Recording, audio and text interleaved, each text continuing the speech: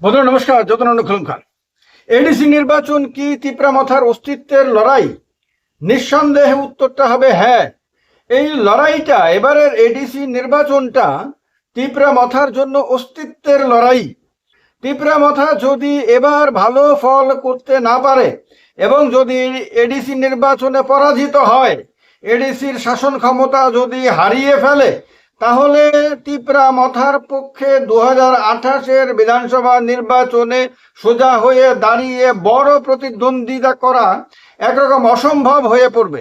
তিপ্রামথা সেই ক্ষেত্রে সম্পূর্ণভাবে বিজেপির ওপরে নির্ভরশীল হয়ে পড়বে। তিপ্রামথার বিশ্বাসযোগ্যতা কমে যাবে এবং তিপ্রামথার যে সমর্থকরা রয়েছে সেই সমর্থকরা তখন অন্য দলে, বিশেষ করে অনেকে বিজেপিতে চলে যাবে, অনেকে সিপিএম এ চলে যাবে এবং কেউ কেউ হয়তো আইপিএফটিতে চলে যাবে। তিপ্রামথা তার কারণে এবার যে লড়াইটা এই আগামী কয়েকদিন তাকে লড়তে হবে আপনার এডিসিতে জয়ী হওয়ার জন্য বা ক্ষমতা ধরে রাখার জন্য, এটা মূলত তাকে অস্তিত্ব রক্ষার জন্য লড়তে হবে। অস্তিত্ব রক্ষাটাই হবে তার কাছে সবচেয়ে বড় ইস্যু এবং তার কারণে তাকে সর্বশক্তি নিয়ে ঝাঁপিয়ে পড়ে পূর্ণ উদ্যমে লড়াই করতে হবে। অন্যথায় তিপ্রামথা দলের সেই পরিণতি হবে যে পরিণতি আইপিএফটির হয়েছে, আইএনপিটির হয়েছে, টিইউজেএস এর হয়েছে, বিভিন্ন সময়ে বিভিন্ন দলের হয়েছে। সেই পরিণতি তিপ্রামথার হতে যাচ্ছে। তার কারণে এটা পরিষ্কার হয়ে গেছে যে তিপ্রামথা থেকে এই নির্বাচনের আগে থেকেই বহু লোক বিজেপিতে যোগদান করা শুরু করেছে। এটা তিপ্রামথার যারা প্রতিষ্ঠাতা, তিপ্রামথার যারা সর্বোচ্চ নেতা, এটা তাদের প্রতি একটা অবিশ্বাস প্রকাশের মতন, মানে তাদের ওপর আস্থা রাখতে পারছে না। তাদের যে বারবার এদিক ওদিক করা, যে সেটাকে তারা সঠিক মনে করছে না এবং তারা মনে করতে পারছে না যে তিপ্রামথার এই নেতারা তাদেরকে সঠিক রাস্তায় নিয়ে যেতে পারবে। তার কারণে ক্রমাগত বিজেপির প্রচারে তারা প্রভাবিত হয়ে বিজেপিতে যোগদান করতে শুরু করেছে। যদি এবার ঘটনাচক্রে বিজেপি এডিসির দখল নিয়ে নিতে পারে, তাহলে এর পরের যে 5 বছর লাগবে না, বিধানসভা নির্বাচন আস্তে আস্তে ত্রিপুরা রাজ্যের এডিসি এলাকাতে একরকম তিপ্রামথা খালি হয়ে যাবে। ফলে তিপ্রামথার কাছে অন্য কিছু ভাবার কোনো সুযোগ নেই এই সময়ে। তার কাছে একটাই পয়েন্ট হওয়ার কথা, যে পয়েন্ট হলো তার কাছে যে কোনো মূল্যে তাকে নির্বাচনে জয়লাভ করতেই হবে। কিন্তু এখনো পর্যন্ত কি তার মধ্যে সেই রকম কোনো চেষ্টা দেখা যাচ্ছে?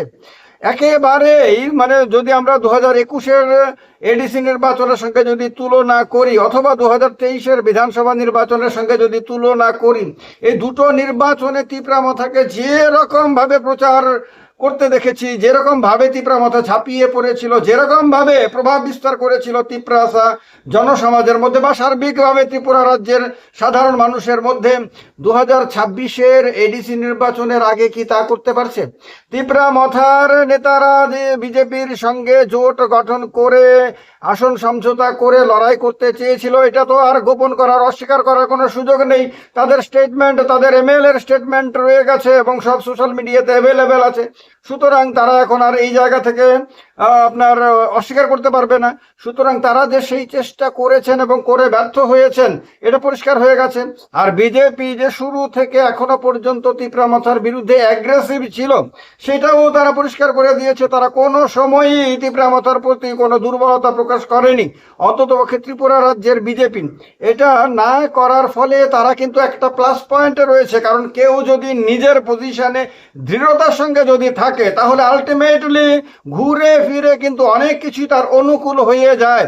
তিপ্রামথার ক্ষেত্রে কিন্তু বিজেপি ক্রমাগত একটা দৃঢ়তার সঙ্গে একটা স্ট্যান্ড নিয়েছে, যেটা তিপ্রামথা বিজেপির ক্ষেত্রে কিন্তু নিতে পারেনি। তিপ্রামথা শুরুতে বিজেপির বিরুদ্ধে বিরোধিতা করেই তার জন্ম হয়েছিল, তারপর ক্রমাগত বিজেপি বিরোধিতা করেছে বিভিন্নভাবে, বিভিন্ন সময়ে বিজেপির দিল্লি বিজেপি নেতাদের সমালোচনা করেছে, রাজ্য বিজেপির নেতাদেরকে তো তারা পাত্তা পর্যন্ত দেয় না।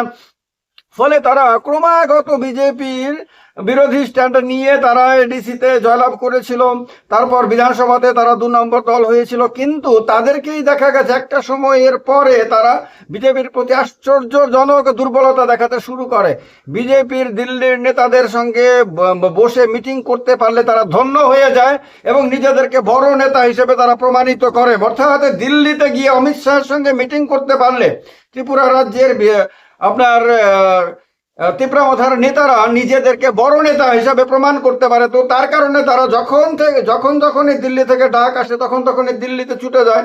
অনেক সময় হয়তোবা ডাক না পেয়েও নিজেরা নিজেদের থেকে ছুটে গিয়ে সেখানে ছবি তোলে, সেলফি তুলে, তারপর সেই ছবি পোস্ট করে এবং এখানকার মানুষকে বোঝানোর চেষ্টা করে যে তারা এখন একটা সত্যি একটা সিরিয়াস একটা বড় দলে পরিণত হয়েছে। আর কখনো আবার দেখা যাচ্ছে যে জোট ছেড়ে বেরিয়ে আসার হুমকি দিচ্ছে। এইরকম ভাবে এখনো পর্যন্ত কতবার তারা তাদের স্ট্যান্ড পাল্টিয়েছে। তারা সরকার ছেড়ে বেরিয়ে আসবে, সরকারে তাদের কোনো দাম নাই, সরকারে তাদের মন্ত্রীদেরকে মানে গুরুত্বপূর্ণ দপ্তর দেওয়া হচ্ছে না, কোনো কাজ দেওয়া হচ্ছে না, এই কথাগুলো তারা বহুবার বলেছে। এবং বিজেপি যে তার সহযোগী দলগুলোকে ধীরে ধীরে শেষ করে দেয়, এটাও তারা যে বুঝতে পারছেন, এটাও তারা বহুবার বলেছে। সমস্ত কিছু বোঝার পরেও তারা আবার নিজে থেকেই দিল্লিতে ছুটে গিয়ে আসন সমঝোতার চেষ্টা করছে। আবার তারাই বলছে, গ্রামে গঞ্জে এসে মানুষের কাছে তারা বলছে যে তাদের পক্ষে 28 মধ্যে অন্ততপক্ষে 28 না পেলেও তার ধারা কাছে তাদের পক্ষে পাওয়া সম্ভব। অর্থাৎ ত্রিপুরা মানুষের মধ্যে বা ত্রিপুরার এডিসি এলাকার ভোটারদের মধ্যে তাদের যে গ্রহণযোগ্যতা, তাদের যে জনপ্রিয়তা, সেটা আগের তুলনায় বেড়েছে। তারাই বলছে এই কথা। অথচ কর্মক্ষেত্রে তারা ঠিক তার বিপরীত কাজটা করছে। তার ফলে বহু ভোটার, এটা এখন আর কোনো লুকোচুরির ব্যাপার না, কারণ তিপ্রামথার অনেকের সঙ্গেই আমার কথা হয়, অনেকে আমাকে ফোন টোন করে বিভিন্ন সময়ে। তারা কিন্তু আস্থা রাখতে পারছে না, তারা কিন্তু নিজেদের রাজনৈতিক ভবিষ্যতের কথা ভেবে তারা কিন্তু টেনশনের মধ্যে পড়ে গেছে। তারা মানে কোনো লুকোচুরি না করে তারা বলে যে আমরা কিন্তু টেনশনে আছি, যে কি হবে বুঝতে পারছি না, কি সিদ্ধান্ত হবে, আমরা কি বিজেপির সঙ্গে জোট বেঁধেই এডিসিতে লড়বো না আমরা আলাদা করে লড়বো। এটা কয়েকদিন আগে পর্যন্ত বলতো, এখন আর বলে না, কারণ এখন তো আলাদা আলাদা লড়াই হবে। আর আলাদা আলাদা লড়াইয়ের ফলে তিপ্রামথাকে এখন সম্পূর্ণভাবে নিজের সব শক্তি নিয়োগ করতে হবে। কিন্তু গ্রাম পাহাড়ে যে ধরনের চিত্র দেখা যাচ্ছে, এখনো পর্যন্ত তো তিপ্রামথা তার সর্বশক্তি নিয়োগ করতে পারেনি। এবং তিপ্রামথার সর্বোচ্চ নেতার যে বক্তব্য, সেই বক্তব্যের মধ্যে সেই আর নাই, সেই ঝাঁজ নাই এখন আর। সেই যে আগের মতন যে অ্যাগ্রেসিভ যে বক্তব্য, সেই বক্তব্য এখন নাই। এখন বরং একটা দ্বন্দ্বের মধ্যে আছেন তারা, কারণ তারা এখন ঠিক করতে পারছেন না যে বিজেপিকে ছাড়া লড়াই করে তারা কি বেশি দূর কিছু করতে পারবেন, তাদের কি ভোট ব্যাংকটা এখনো তাদের কাছে রয়েছে না সেটা সরে গেছে। আর এই টেনশন হওয়ার যথেষ্ট কারণ রয়েছে, কারণ বহু পার্টি এসেছে এবং সেই পার্টিগুলি অল্প কিছুদিন পরে আপনার হাওয়া হয়ে গেছে। তিপ্রামথার মধ্যেও এই টেনশন থাকাটা খুব স্বাভাবিক, কিন্তু এই টেনশনটা তাদের নিজেদের কারণে, কারণ তারা যেরকম ভাবে বিশাল হাইপ তুলে ত্রিপুরা রাজ্যের রাজনীতিতে ঝাঁপিয়ে পড়েছিল, সেই রকম হাইপ কিন্তু এর আগে কোনো দল কিন্তু তোলেনি। আপনারা হয়তো আইপিএফটির কথা বলবেন, কিন্তু আইপিএফটি যখন প্রথমে শুরু হয়েছিল তখন কিন্তু এরকম হাইপ তুলতে পারেনি। এরপর ধীরে ধীরে তারা পরিস্থিতির পরিবর্তন করেছিল। ত্রিপুরা আইপিএফটি এখনো সম্পূর্ণ শেষ হয়ে যায়নি, যদিও রাজনৈতিকভাবে তার গুরুত্ব অনেক কমে গেছে।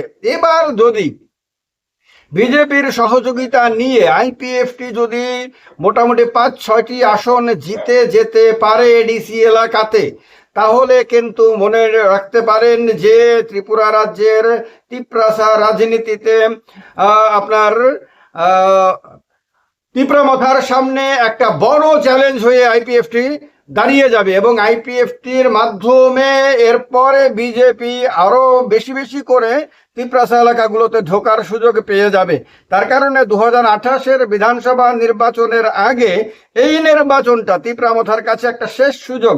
তিপ্রামথা যদি এডিসিতে হেরে যায়, তাহলে 2028-এর বিধানসভা নির্বাচনে সে যে দলের সঙ্গেই জোট করতে চেষ্টা করুক না কেন, সেই দলই কিন্তু তার উপরে তাদের সিদ্ধান্ত চাপিয়ে দেবে। অর্থাৎ তিপ্রামথার সিদ্ধান্তকে, তার মতামতকে বেশি গুরুত্ব দেবে না, সে যে কোনো দলই হোক না কেন। আর যদি সে আপনার একক লড়াই করতে চায়, মানে এডিসি হেরে তারপরে যদি 2028-এ সে একা লড়াই করতে চায়, তাহলে 2023-এর লড়াইয়ের তুলনায় তার অর্ধেক শক্তি আগেই শেষ হয়ে যাবে। এই অবস্থাতে তিপ্রামথা তখন তার নামটা নিয়ে কোনো মতে আপনার ঝিমিয়ে বেঁচে থাকবে, এর বেশি কিচ্ছু করতে পারবে না। এই কারণে এটা হলো তিপ্রামথার জন্য শেষ সুযোগ। 2026-এর এডিসি নির্বাচন তিপ্রামথার রাজনৈতিক ভবিষ্যতের জন্য সবচেয়ে বেশি গুরুত্বপূর্ণ। এবার তার কাছে ডু অর ডাই, পার্টিটার জন্য বলছি, ব্যক্তির জন্য বলছি না, পার্টির জন্য এটা ডু অর ডাই, কারো ইয়া মারো। হয় পার্টি এবার সাকসেস পাবে, হয়তো টিকে থাকবে সাকসেস পাওয়ার মধ্য দিয়ে, আর না হলে রাজনৈতিকভাবে পার্টিটা শেষ হয়ে যাবে। সুতরাং এই চ্যালেঞ্জ তিপ্রামথার নেতাদের ভুলের কারণে এখন তার সামনে এসে দাঁড়িয়েছে।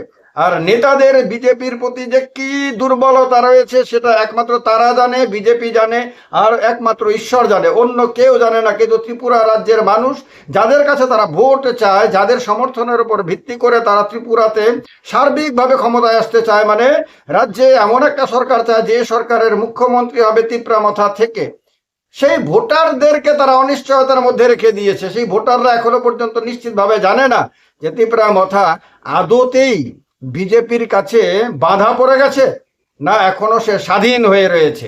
এই কারণে আপনাদের কি মতামত আছে এই ব্যাপারে, যে তিপ্রামথা কি সত্যি সত্যি বিজেপির কাছে বাধা পড়ে গেছে না স্বাধীন রয়েছে?